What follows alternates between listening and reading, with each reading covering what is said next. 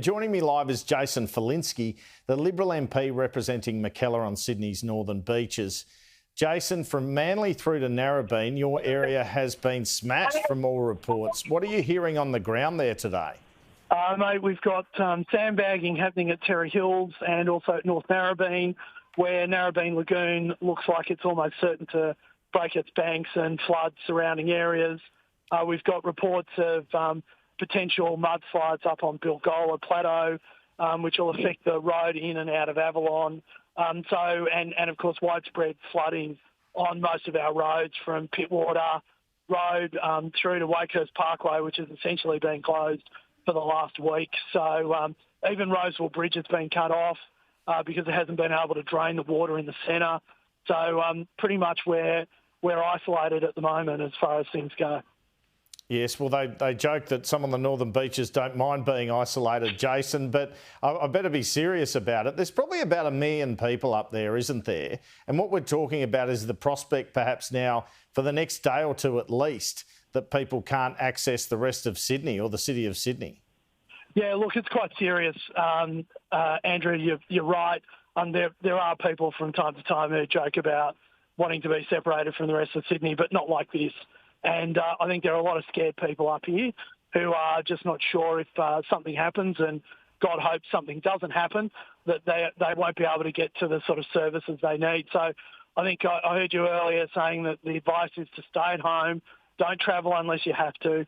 But if you're in trouble, call the SES. If it's an emergency, call 000.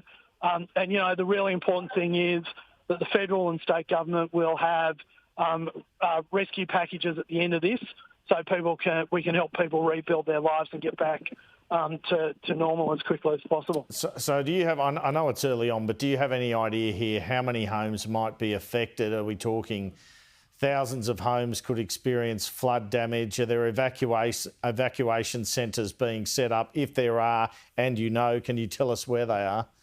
Look, I think there'll be some centres set up just in a precautionary sense at Terrey Hills by the SES. They're also up there is where they're doing some of the sandbagging work as well to make sure if we need to sandbag low-lying areas.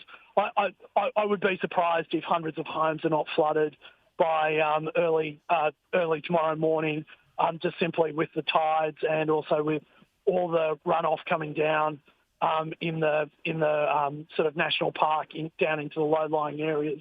When you have overflows of Manly Dam, that's not a good sign.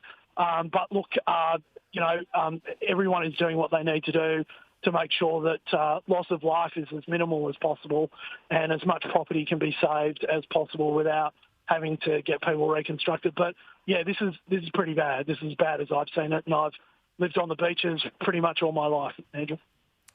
And had you been anticipating this? Because I guess at the start of summer we heard because of La Nina, it wasn't going to be fires this year, which I'm sure affects your electorate as well, but it was going to be floods.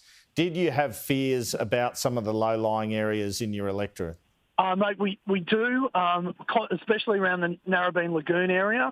I've got to say, if the reports of mudslides on the western foreshore and Bilgola Plateau turn out to be the case, that wasn't something that we were anticipating, and that's quite serious. But you know, we're pretty well rehearsed on the northern beaches with weather that we often get from offshore winds and rains. So this isn't something new to us, but it's not usually this severe. So and not this widespread either. Look, just very briefly, Shane Stone mentioned this and had a lot of criticism. Homes being built in the right places. Is it important we get this planning side of things right from now on? Mate, as you know, I've been doing an inquiry into planning, and the short answer is no.